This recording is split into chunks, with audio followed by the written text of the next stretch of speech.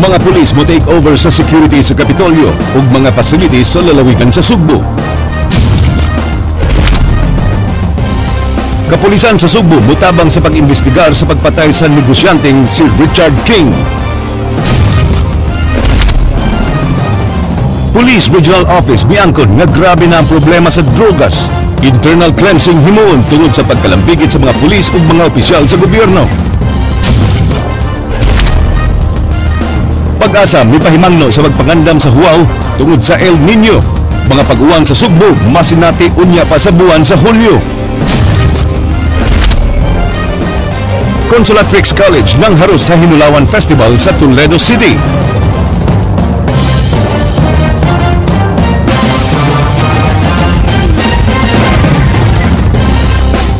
Ngayong hapon Sugbo, Kabisayan. Aniya na ang mga balita uban ang kinatibuk ang puwersa sa News 5 Cebu karong adlawng Biyernes, petsa 13 buwan sa Hunyo tuig 2014. Ako si Glenn Soco. Inyo sabing madungog simulcast sa Radyo 5 101.9 News FM alang sa mas komprehensibong impormasyon. Ako si Georgia Herrera.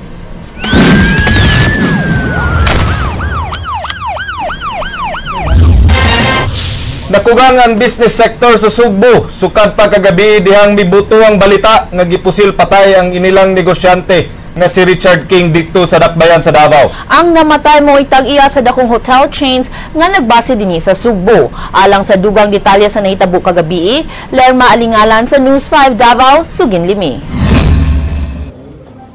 Miresulta sa kasubuang unta, malipayon nga selebrasyon sa mga empleyado sa usa ka networking business human gipusil patay ang ilang amo nga si Richard King. Pasado alas 6 gabi sa Sobrecari Street, Dakbayan sa Davao. Awarding unta matud pa sa pipila ka mga empleyado. Apan adunay usa ka wa mailing lalaki ang misulod, miduol sa biktima, dayon gipusil kini sa ulo.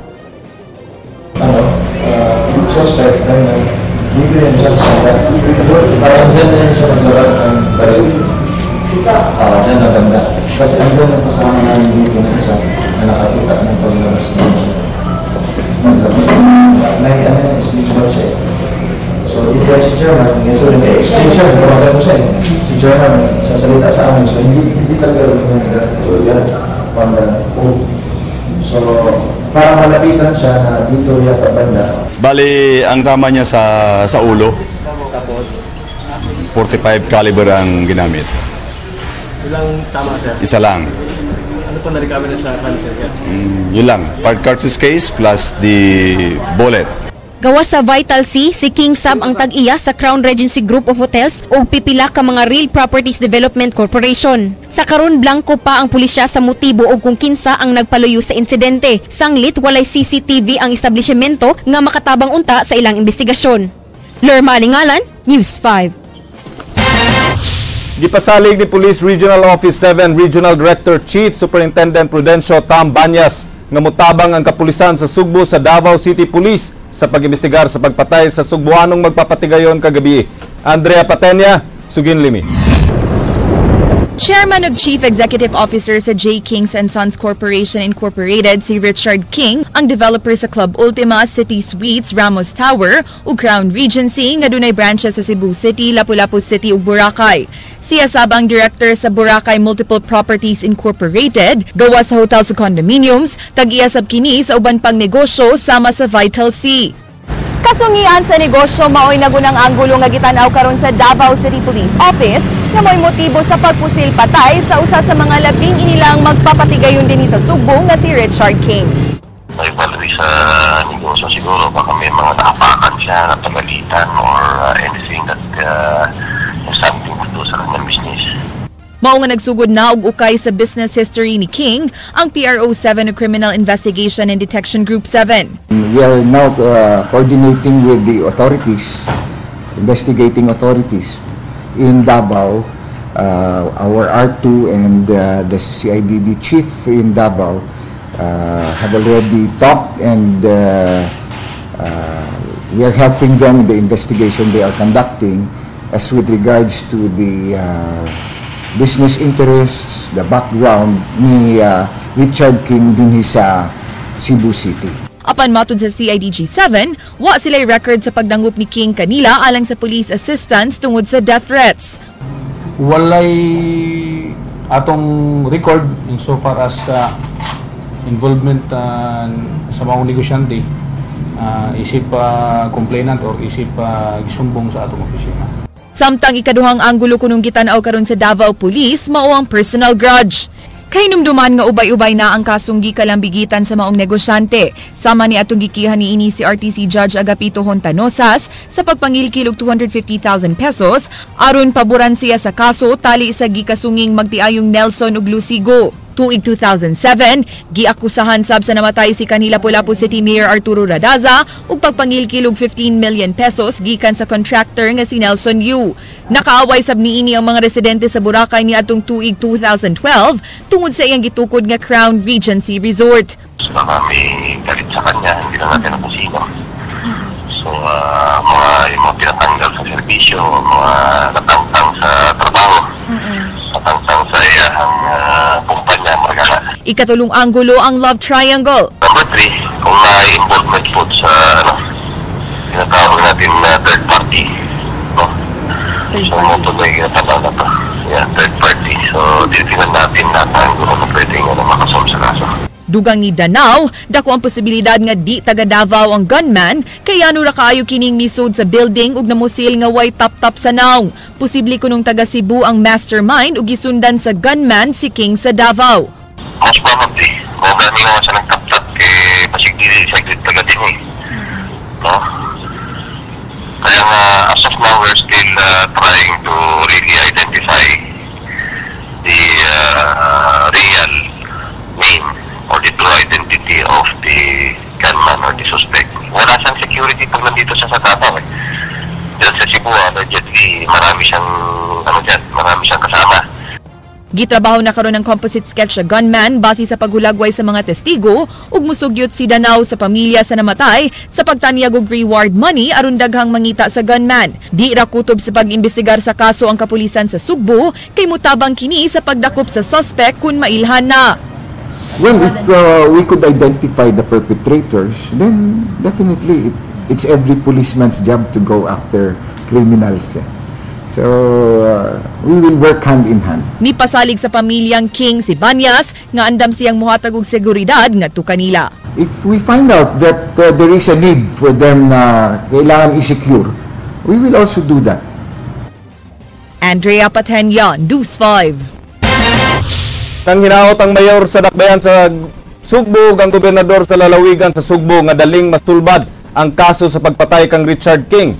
Gitahasan ni Cebu City Mayor Michael Rama si CCPO Director Noli Romana sa pagkontak sa pamilya sa namatay.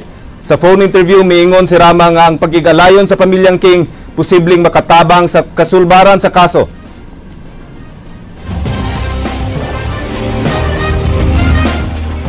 It's a condemnable act.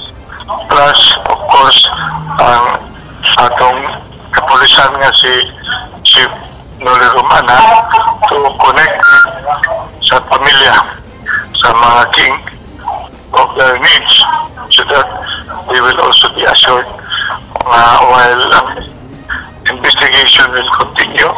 If they need us to be assisting them on their security, we will also be providing. I hope ma-resolve prior ng iyang murder dito sa Davao. I understand the mayor of the authorities sa Davao are investigating it already. So I hope Gikondena sa Cebu Chamber of Commerce and Industry kon CCCI ang kalit nga kamatayon sa inilang negosyante nga si Richard King. Bisan og gisakop sa kahugpungan ang namatay, giawhag sa Executive Director sa CCCI ang kapulisan sa paghimo og mas lawom nga investigasyon aron mahatag ang hustisya sa kamatayon sa negosyante nga gihulagway nilang dunay dakong kontribusyon sa ekonomiya sa Sugbo.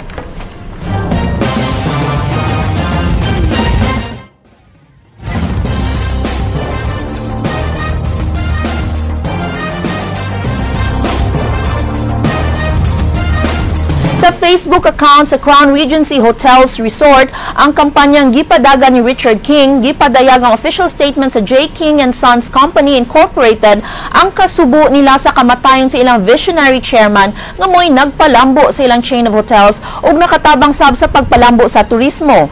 Nangayo silang pag-ampo sa tanang alang sa kapahuwayan sa kalag ni Richard King. Miapilar sab sila sa tanang nagpakabanang sektor lakip na ang media nga huwaton ang resulta sa investigasyon ug likayan ang pagbuhat og malisyosong balita ug akusasyon ni Richard King. Naghinaot kini nga madakpan ang nagbuhat sa krimen ug mahatagan dayon og gustisya ang kamatayon niini. Mga pulis nga akusado sa pag-ambush o pagpatay kay Attorney Noel Archival ug mga kauban na ngayo og reconsideration sa Department of Justice. Gidinay sa DOJ ang ilang hangyo nga adto himon sa Manila ang preliminary investigation sa sumbong na ilang giatubang. King Perez, Sugin Limi. Dugay ra di ay nga gidinay sa Department of Justice ang hangyo sa mga pulis nga akusado sa pagpatay kang Attorney Noel Archival ug mga kauban nga adto ipahigayon sa kauluhan ang preliminary investigation sa sumbong nga ilang giatubang. Mato di Provincial Prosecutor's Office Head Attorney Jane Petralba, nasayod lang siya nga gidinay ang hangyo sa mga pulis. Pinaagi sa usa ka copy furnished letter gikan sa mga respondents nga mga pulis ni adtong Miyerkules. So kani siyang motion for reconsideration, ang tenor is that nangayo sila reconsideration because apparently there was a previous order denying the motion for inhibition. Ang DOJ mi-deny sa request sa mga pulis ni adto pang Mayo 14. Nangayo og motion for reconsideration ang 5 ka mga sakop sa HPG-7 ngadto sa Prosecutor General Claro Arellano ni adtong Mayo 24. Dinhi sa Sugbo, nisang atong motion for inhibition ng mga akusado batok sa mga fiskal sa Sugbo ni atong Mayo 30. Mato di Petralba nga mi-inhibit lang ang ilang buhatan sa preliminary investigation kay wa dayon sila masayod nga aduna nay hukom ang DOJ Manila sa request sa mga pulis pagpabalhin sa investigasyon didto sa kauluhan. So, kung doon na ganingan ani nga voluntary inhibition, ang usual course of action that we will take is we will endorse it to the RSP, and then the RSP will make the necessary order. Ang atong normal nga way nga ma-furnish ta of orders or resolutions coming from DOJ is by mail. Muna siya normal na to. Gipabot karon sa Provincial Prosecutor's Office ang hukom sa DOJ Manila bahin sa motion for reconsideration nga gisangat sa mga nalambigit nga sakop sa Regional Highway Patrol Group pagpabalhin sa preliminary investigation dito sa kauluhan aron mahibaw-an na kung kinsa ug asa ipahigayon ang maong investigasyon bahin sa kamatayon ni Attorney Noel Archival ug mga kauban. Mato di Prosecutor Petralba, adunay posibilidad nga sila ang tahasan sa paghimo sa preliminary investigation. Human girinay na sa DOJ Manila ang pagpabalhin sa venue sa investigasyon. Sumala sa desisyon sa DOJ, walay igong legal nga basehan ang gihangyo sa pagpabalhin sa preliminary investigation ngadto sa Manila. Sa pagkakaron gihulagway ni Petralba nga floating ang status sa investigasyon tungod sa pending motion for reconsideration. Wa pa usay endorsement ang Regional State Prosecutor kung kinsa ug asa nga prosecutor ang mohimo sa investigasyon. That's a possibility. That's a possibility. Oo. Pero as of now lang, dili lang ko makahatag yung definitive answer kay wa pa magud ko gikuptan nga order. Ang kami manggod, we are one institution. Kami mga galamay rami sa higher office, no? So we derive our authority from the main office, of course. Nasabtan-sab ni Petralba ang nahimong reaksyon sa igsoon ni Attorney Archival nga si Cebu City Councilor Nestor Archival kansang nasagmuyo sa pag-inhibit sa panel of 5 provincial prosecutors. These are normal, mga disappointments. And as long as dili foul, dili below the belt, these are normal, expressions of disappointment. Dili gyud na nato ato nang we they have the right to express their feelings. Ang mga akusadong pulis nga sakop sa Highway Patrol Group 7 nagatubang og sumbong frustrated ug multiple murder. King Perez, News 5. Duha ka bomberong gipasangin lang ng ngilkil kinsa nasikop pinaagi sa entrapment operation sa National Bureau of Investigation Region 7 gipasaka na og kasong direct bribery o kalapasan sa Anti-Graft and Corrupt Practices Law. Niadtong Miyerkules nasikop sa NBI silang SPO4 Joseph Ababon ug Leonidas Binatero kay nangilkil sa usa ka private school manager sa kantidad nga 10,000 pesos bugti sa pagkuha og safety inspection permit sa City Treasurer's Office sa Dakbayan sa Sugbo. Kasuhan sab sila og administrative charge sa Ombudsman Visayas. Anaa karon sa detention cell sa Botan sa NBI 7 ang duha ka dinakpan kinsa nagdumili sa pagpa-interview.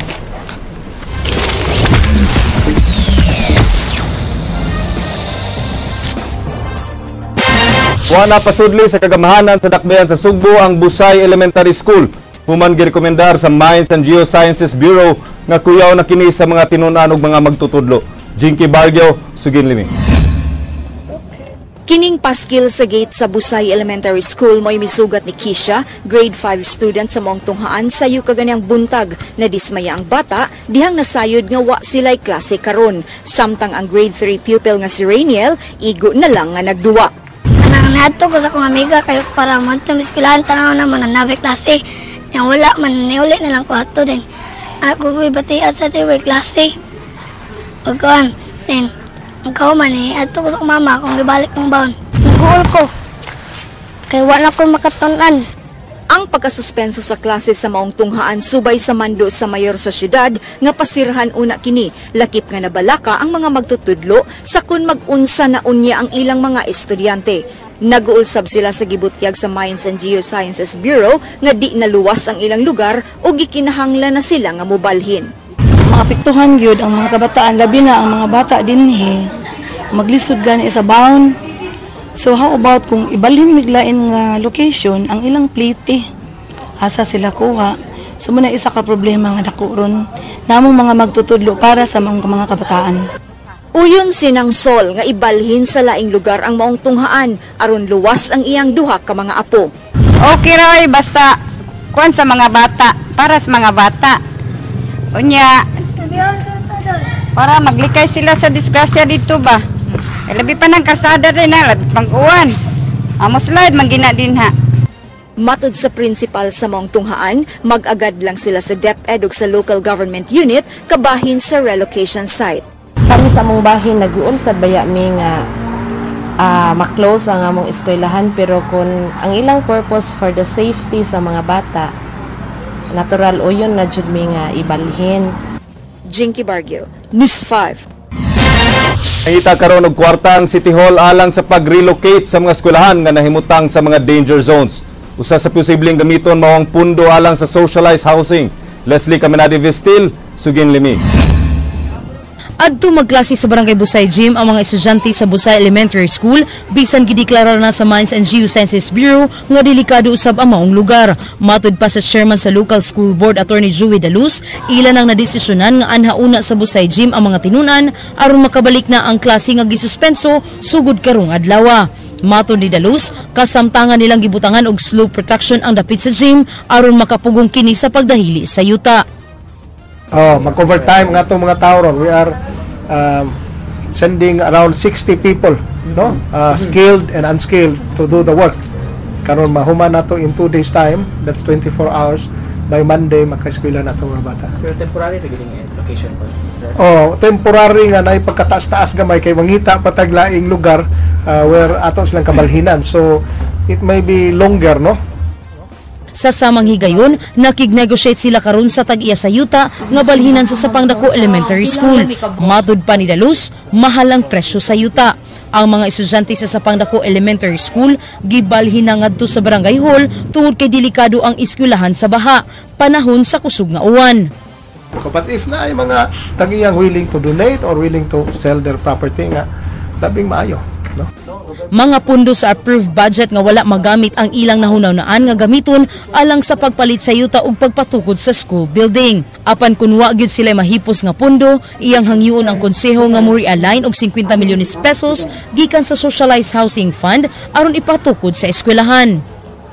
Or we could ask the council to allow us kay na may mga budget diha sa council nga gi-approve but 50 million but for socialized housing, no? So maybe we can ask request the council nga to consider buying for a school kay mao ra man nga mga objective nato, no? Leslie Caminadi Vistil, News 5. Gipasalig sa Visayan Electric Company nga kaigo ang supply sa kuryente sa mga lugar nga ilang giserbisyohan kay sa panahon nga dunay pagkuwang mutabang kanila mga pribadong kumpanya sa appeal sa Interruptible Load Program. Jinky Bargyo, Sugin Limi.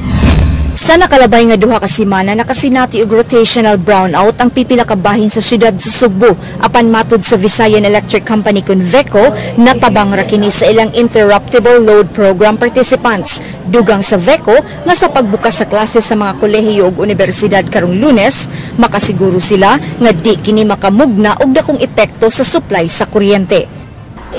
It's not really the opening of classes that's a big factor. Ang factor gyud nga mo saka ang demand sa kuryente nato is the heat. Okay, that's why I always say nga ang peak demand always happens during summer kay mo man ay pinakainit. Giklaro sa VECO nga sa pagkakaron samara ang supply ug demand sa kuryente sa Kabisayan tungod sa supply gikan sa Negros Panay Grid. Apan sa panahon nga dunay preventive maintenance sa mga planta, dali ra silang makapangayo og tabang sa mga kompanya nga dunay generator sets. We usually ask them to generate or to run their generators during peak hours para ang katuuntang power nga para nila will now be kanang distributed to those nga walay generating capacity. Subling nagpahinumdum ang VECO nga likayan ang paggamit og kuryente kundi kini kinahanglanon. Jinky Bargyo, News 5.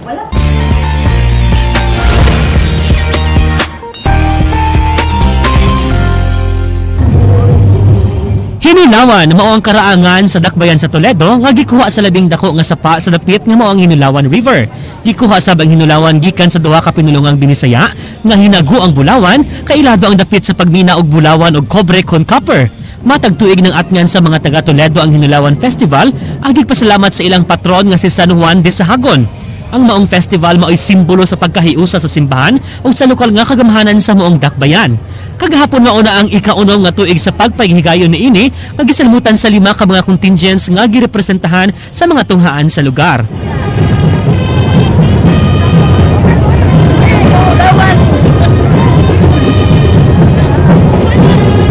Gisugdan kini sa sayaw sa kadalanan kon street dancing.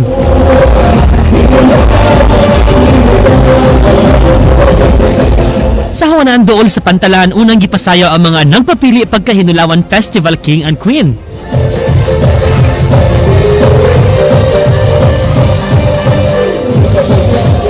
Gisinudayon ang ritual and showdown competition sa 5 ka contingents. Nahimo mananaog ang tribo maampuon sa Consolatex College nga nakadawat og 20,000 pesos.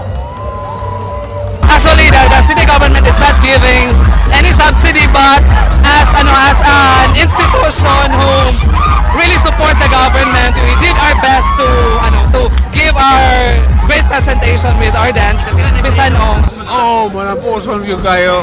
Most of the support was private, privado ang nanabang. Well, solicitation of funds kay wa man tay kwarta sa gobyerno, kamay raman, so kapag-solicit lang mi sa mga big companies nga uban pod mga private individuals. Gikurunahan isip pa Festival Queen ang 17 anyos nga si Karen Duchess ug Festival King sab ang 16 anyos nga si Jensen Ricania, pulos mga estudyante sa Consolatex College. Sila sab ang nakakuha sa Best in Festival Costume Award.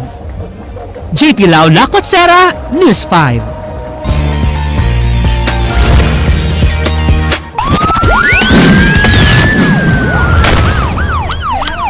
Pulis nga miprenda sa iyang armas dugay na diayng nataktak sa serbisyo. Pasakaan kini og sumbong tungod sa iyang pagtugyan sa iyang lisensyadong armas ngadto sa tawo nga walay lisensya sa paghupot niini. Andrea Patenya, Sugin Limi. Nasayran nga nataktak na diay sa serbisyo ni ato pang June 14, 2013 si PO1 Junith Barutil, ang pulis nga taga Bohol nga miprenda sa iyang personal nga armas sa anak sa tag-iya sa usa ka lodge nga iyang gi-check-inan niadtong miaging gabii. Si Barutil nasud sa Bohol Provincial Police Office Tourist Police niadtong 2009 apan gitangtang human nag-awol. Nadakpan ang giprendahan sa armas ni Barutil nga si Ralph Lerio atol sa police checkpoint nga gipahigayon sa Cebu City Police Station 5. Matod ni Senior Superintendent Ray Lindon Lawas, ang hepe sa Regional Investigation and Detective Management Division sa PRO7, tungod kinataktak na sa pagkapulis si Barutil, di na kini mahimong mapasakaan og kasong administratiba. Apan ilang dihukon karon ang pagkanselar sa lisensya sa iyang personal firearm. Para at least manalan void na itong iyang license. For the reason of kining pawning the firearm to or passing it to another person. Kay dili man na siya allowed. Si PRO7 Regional Director Chief Superintendent Tom Banyas miingon nga posibleng mapasakan sa bugkasong kriminal si Barutil kay milapas kini sa Section 41 sa Republic Act 10591. Nakalatid sa maong balaod nga gidili ang paghatag sa gipanag-iyang armas sa laing tao nga wa pa makakuha og lisensya sa pagpanag-iya sa maong armas. Yung regarding dun sa pulis na yung baril niya, hindi niya pwede sabihin na porke hindi government property yan, wala siyang kinalaman or he will be exempted. No. May siya doon. May basis for filing a case criminal case against him. Andrea Patenia, News 5. Nasikop sa kapulisan sa Cordova ang gingong usa sa mga notadong tigpayuhot o ginadiling droga sa Barangay Pilipog.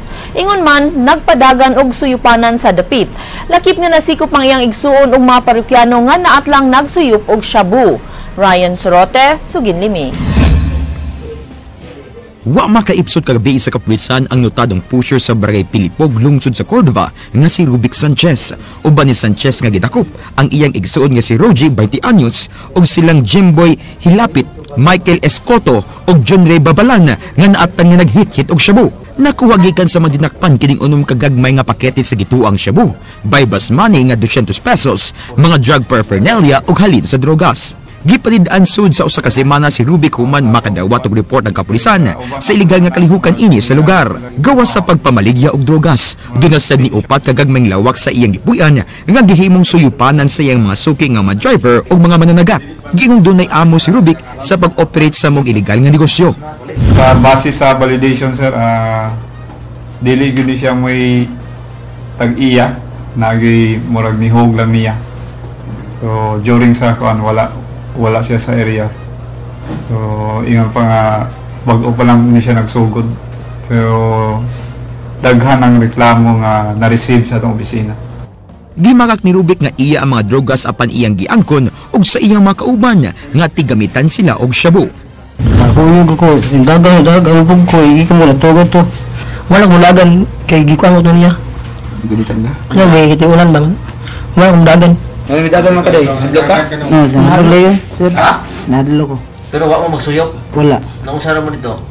Well, nagtang to siya kay tagabag mo na siya buday. Nung tanan siya na ba ko nagkwarta ko. Gingong gikan sa mga kasigbit nga madakbayan ang supply sa drogas nga gipayuhot sa Cordova.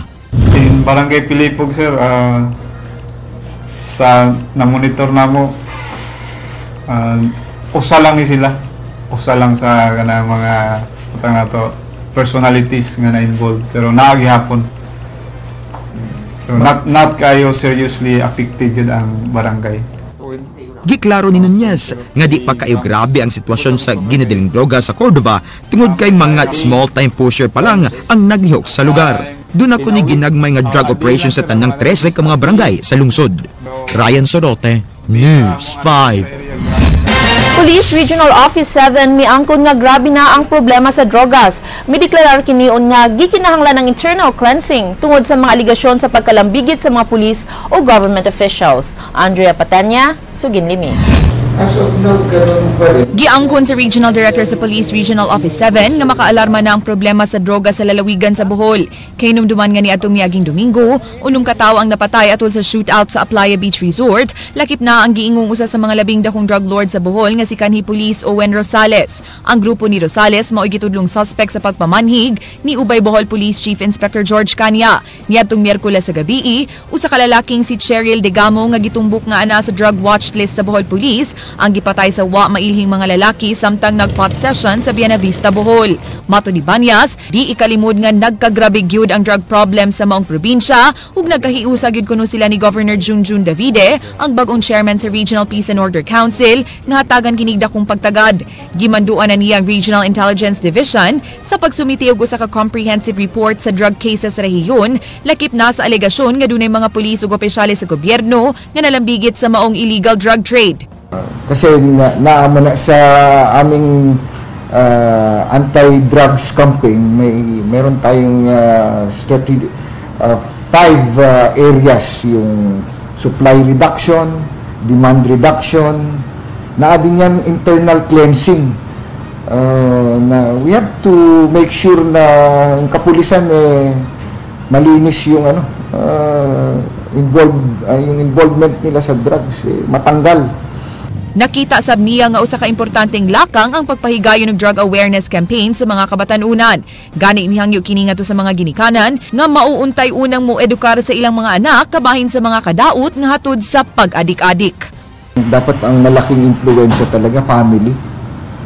Family talaga yung yung first defense against illegal drugs. Andrea Patenia, News 5. Di banabana sa pag-asa nga sa buwan pa sa Hulyo musulod ang daghan nga uwan. Apan sugod sa buwan sa Agosto, masinati na usab ang huwaw sa epekto sa El Nino.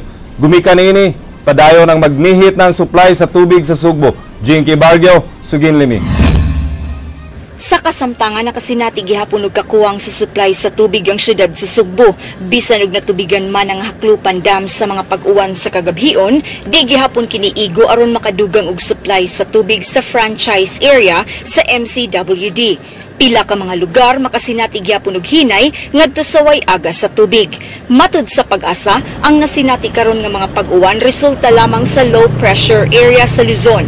Ang kusog nga pag-uwan dinhi sa Sugbo unya na masinati sa buwan sa Hulyo. Hopefully karong mga few months kini mga July daghang gyud ning uwan. So maka-refill na sa atong mga aquifers no kani mga paras tubig nato. Giklaro sa pag-asa nga tuig karon sa El Nino kun huwaw. Masinati matud pang epekto sa El Nino sugod sa buwan sa Agosto ug Setyembre. Busa awhag sa pag-asa sa publiko. Mag-andam sila mga container, no, mga barrels, mga drums nga sa ting ulan mapundo na nila, na sila pundo labaw pa atong mga islands, mga mountain barangays nga nagdepende gyud sa ulan para ilang imnon o para gamiton sa panimalay. Sa unang quarter sunod tuig, mas matagamtaman pa sa publiko ang epekto sa El Nino matud sa pag-asa. Jinky Bargyo, News 5. Mga sakop sa Environmental Management Bureau 7 sa DNR misusi sa gihimong ekspansyon sa usa ka universidad. Human sila makadawat og taho nga wa kini musubay sa ilang lagda. Jinky Bargyo, Sugin Limi. Pinaagi sa usa ka reklamo gibisita sa mga sakop sa Environmental Management Bureau sa DNR 7 ang University of San Carlos Talamban campus gumikan sa matud pa gihimo nila nga expansion ug road widening sud sa maong tunghaan. Giklaro sa EMB nga dunay environmental compliance certificate among proyekto niadtong tuig 2004 ug 2007 ug kaganiha sa site inspection na suta nga inay 8.6 meters ang gitugot nila nga gilapdon sa nahimo na kining 17 meters. Unang gipaybaw sa Regional Director sa EMB nga kung dunay mahimong kalapasan sa ECC, ilang imbitaron ang mga labaw sa tunghaan. Protocol nga to na usually, ato na ipatawag sila o technical conference to inform them their violations nga nahimo, which is probably we can charge din sa violation sa PD 1586. Matud sa EMB, ila sabsutaon kung doon na ba special tree cutting permit ang tunghaan gikan sa Forestry Department. Hinoon ilang gitino nga di sila basta-basta makapahamtang og silot gawas sa notice of violation kay moagi ang tanan sa insaktong proseso.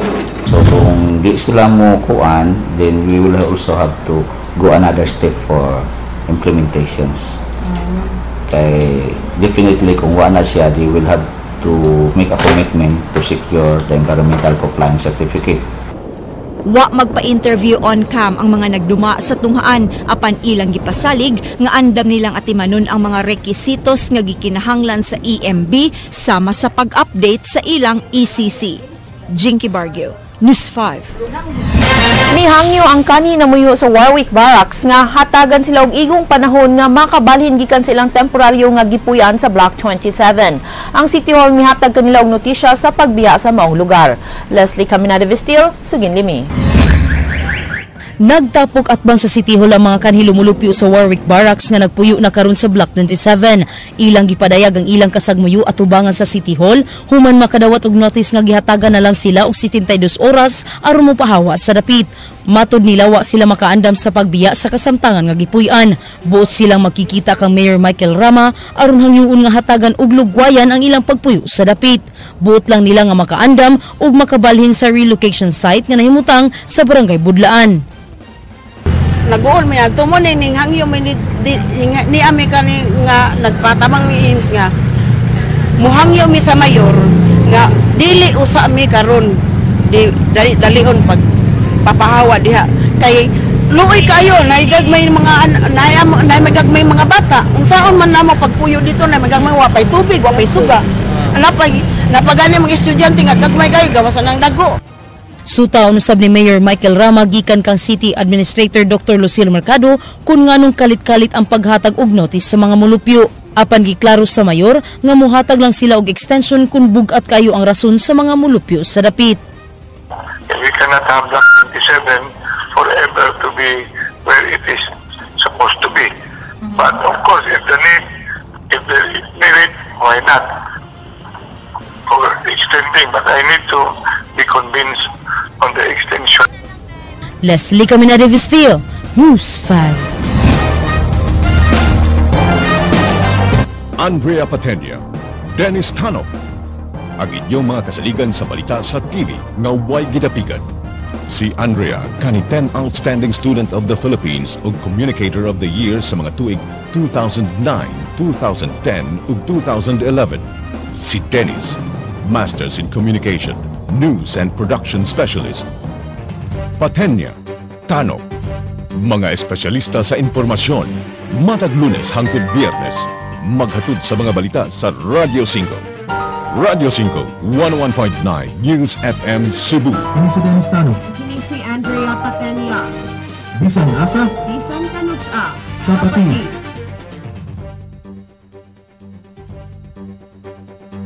In 9 months of continuous growth, we have generated a buzz online, allowed netizens to take front and center, bridged lives in the midst of tragedy, all while live streaming the best of News 5's content on demand from TV and radio to online.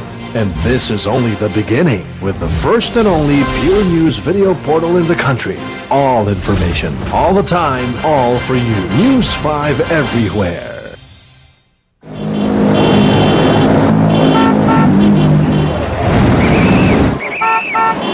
Nako, may solusyon pa ba yung traffic na to?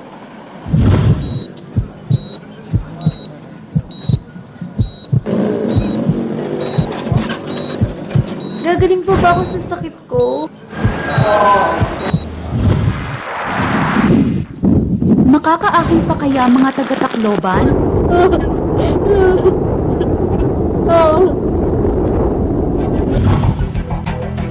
Narito ang balita sa Wall Street. Itinanggi ng Development Academy of the Philippines. Hindi, pero dito ko niya. Noong 2012, lumabas kasi sa report ng Commission on Audit. I think it's about time we showed people now what we can do. Madaling pang ingan sa manunood. The usual kahirapan. Pero I think we want to get out of poverty. Yung lupang kinatatayuan natin, yung tubig na nakapaligid sa atin, kung yan at yan lang yung titingnan, mayaman ang Pilipinas. Even kaalaman is wealth. Rather than aiming for the heart, can we not aim naman for the brain? Napapanood natin History Channel, Discovery, Nat Geo sa cable. Pero siguro dito posible ngayon ng tao manood sa TV5 na. Kahirapan, narito.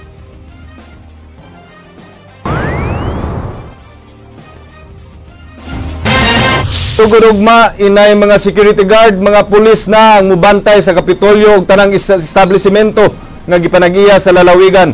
Humang may hangyo si Governor Junjun Davide sa bagong director sa PRO7. Kay di na ipadayon ni Davide ang serbisyo sa Black Pearl Security Agency. Andrea Patenya, Sugin Limi.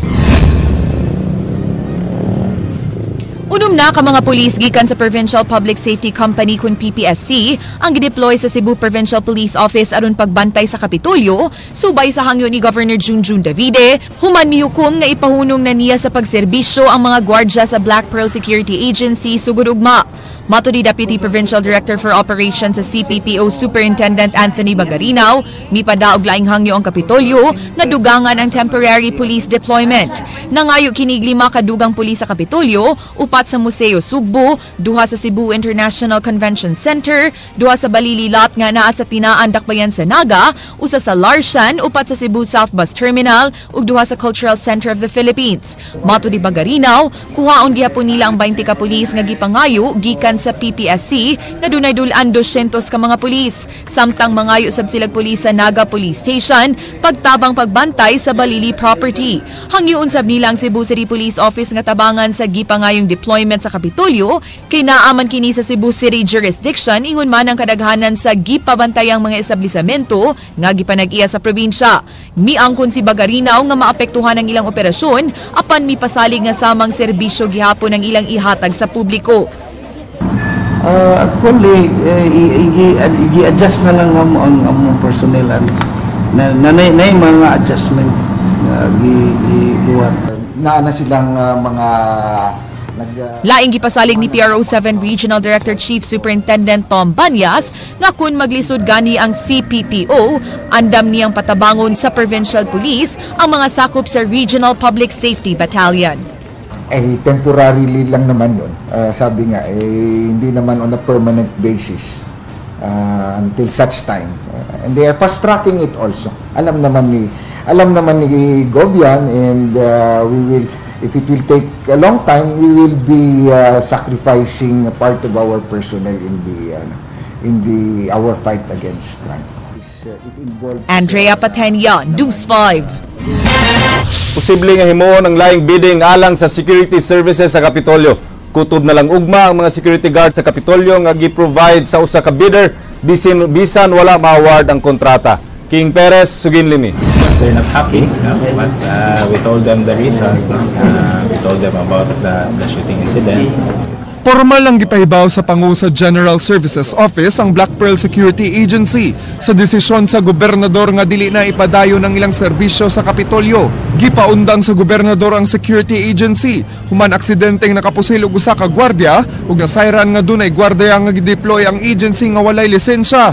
Giklaro sa Pangu sa General Services nga way kasiguruhan nga mabayaran ang security agency hilabi na nga wa pa kini kontrata uban sa Kapitolyo. If they want to question it, if they want to claim payment, then they have the COA COA is the venue. Kutob ugma na lang ang pagserbisyo sa mga gwardiya sa Black Pearl. Gisugdan na usab og deploy ang pipila ka mga pulis gikan sa Cebu Provincial Police Office sa Capitol Compound. Naay mga district hospitals nga wala na, pero naay mga pulis nga namuli na. Maybe they're slowly gradually pulling out na pursuant to my instructions sa Mr. Sepe. Basta 1 or 2 okay na kaya na. Di man ganit, they don't really have to be there the whole time. Basta lang doon na like police presence ba. Mato ni Sepe, dako ang posibilidad nga dili ma-award sa Black Pearl ang security services sa Kapitolyo. Aduna pa'y duha ka nagtay sa tulo ka mga bidders alang sa security services. Kini ang GDS Security Agency ug ang Tactical Security Agency nga mao'y katapusan nga nagsupply og security sa Kapitolyo na may expire ni atong tapos buwan apan wa gi-extend sa Kapitolyo. Other possible scenario could be if there's a reason to declare it as failure for bidding, it might happen, but we might have a rebidding. King Perez, News 5. Gustong ipasusi ni Governor Junjun Davide sa Health Authority kundi ba delikado sa panglawas sa tao ang fishball o tempura nga gisagulan og karne sa thresher shark.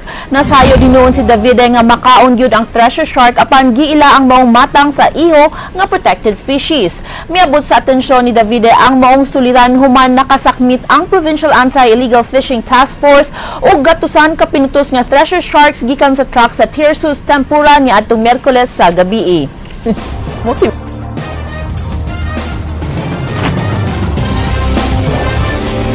I think shark meat is edible except that himo nila kuan. I don't know. I recommend that you talk to the health authorities. No? I'm not an expert on that, man. No? Pero we know that ang shark is a protected species. Gawas sa pagsangat og reklamo sa buhatan sa Department of Labor and Employment, laing call center agents gikan sa Blue Connect Solutions Incorporated mipasaka og reklamo sa buhatan sa National Labor Relations Commission kon NLRC. Matud ni Rubilin Owano, usa sa mga empleyado sa Blue Connect, tataw kayo nga dunay irregularidad sa ilang kompanya. Gawas nga wa sila'y 13-month pay nga gimando sa balaod, wa sab sila'y bayri sa insaktong overtime pay sa maong kompanya. Matud sa Vice President sa Call Center Association kon ikaw, ilang gipasakahan og reklamong illegal termination ang tag-iya sa Blue Connect. Ilasab pangayuon ang back wages sa mga empleyado. Na late mo or unsa ba niya, then kuwangan ko siya permit. Although shaking na ang company karon nga Blue Connect, sila ragyapon nga work ragyapon sa dito, and then among gituyo na dito since the only promise nga naa sila gitawag og quick response team for immediate inspection.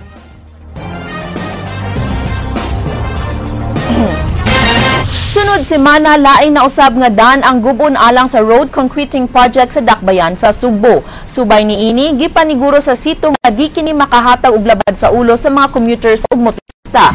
Ang PLD Construction Company mo'y mulihok sa 44 million worth nga road concreting project sa Dalan V. Rama. Ang kagamhanan sa Sugbo ug DPWH mo'y supervise sa maong proyekto.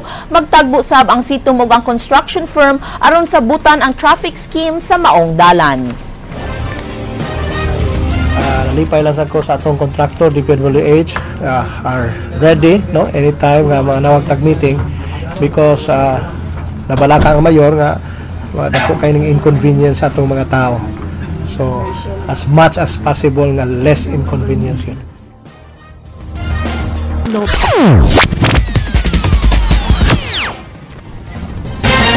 Mag-ilog karon sa solong liderato ang Sanmig Coffee Mixers batok sa Talk and Text Tropang Texters sa main game sa PLDT Home Telpad PBA Governors Cup dito sa Mall of Asia Arena.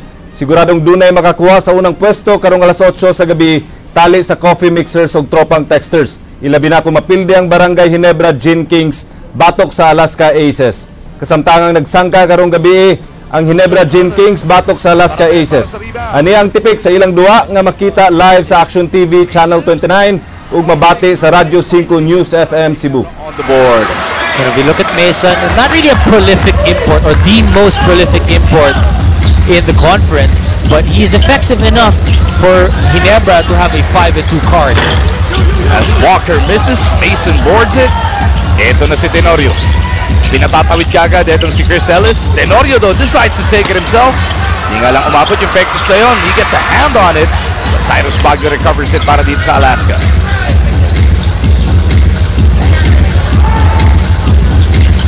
Last 4 game days ng ating elimination round. We end everything this coming Monday sa Big Dome with Rain or Shine taking on Sanmig Coffee. Tapos Tuesday, quarterfinals na. At may laro na tayo ulit on Thursday. Yan. Oo, araw-araw na ang PBA ulit next week. Ellis sa atake. Pull-up jumper.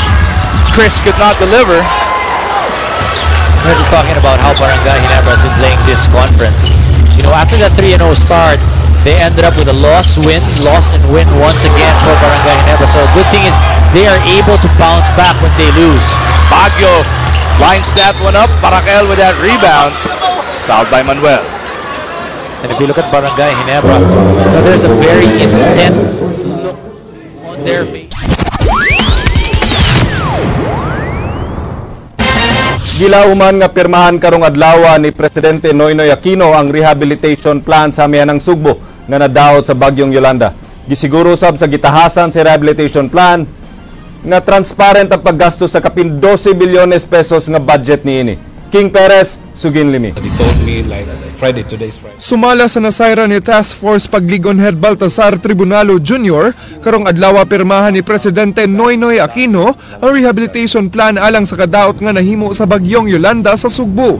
Sa miaging buwan, aprubahan sa Cabinet Cluster ang kapin 12 bilyones pesos nga budget alang sa rehabilitasyon ug ilang gi-endorse ngadto sa Presidente. Nasayra ni Tribunalo nga pirmahan karong adlaw sa Presidente ang rehabilitation plan gikan sa mga staff sa Office of the Presidential Assistant for Rehabilitation and Recovery.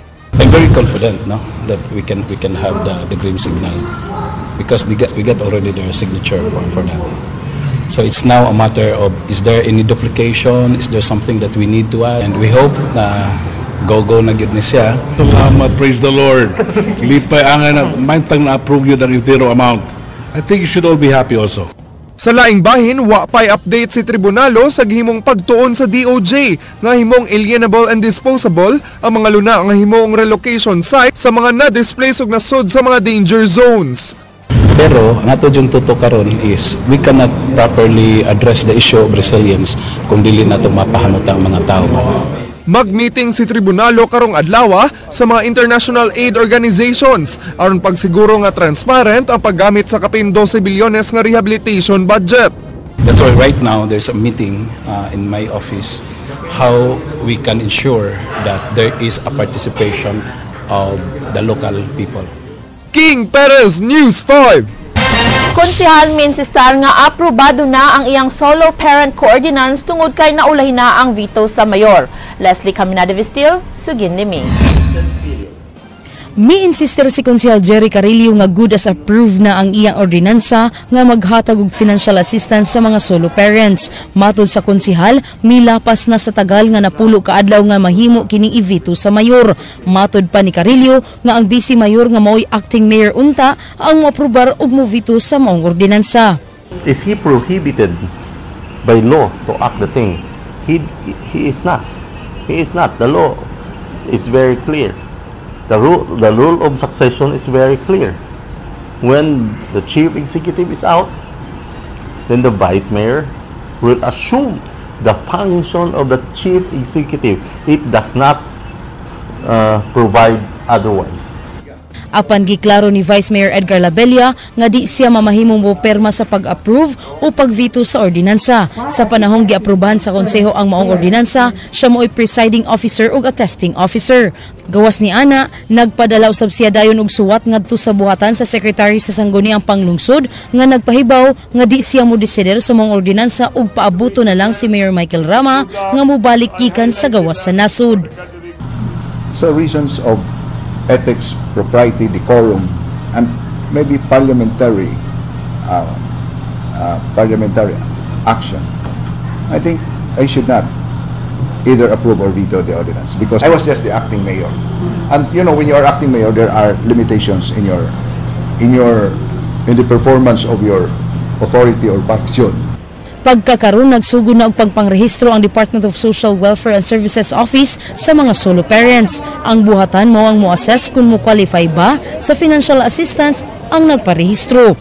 Gawas sa financial assistance, aduna sa educational program o livelihood program alang sa mga solo parents. Ubos sa ordinansa ni Carillo, mo-qualify lamang sa pagdawat sa financial assistance kadtong nakabutar na og tulo ka election sa Dakbayan. Si Mayor Michael Rama pinaagi sa phone interview mi padayag nga di siya mo insister sa iyang baruganan. I do not want to be arguing because if you have to look at it, dapat may hingalan na to discuss pa na. But of course, he had a position and we should respect that position of the Vice Mayor being the presiding officer. Leslie Caminada Vistil, News 5. Maukadto ang usa ka oras nga pagbalita sa Aksyon Bisaya. Kini si Glenn Soco. Musunod na ang Action Prime. Daghang salamat. Ako si Georgia Herrera. Bisan asa, bisan kanusa. Kapatid, kay di lang kutob sa balita. Aksyon!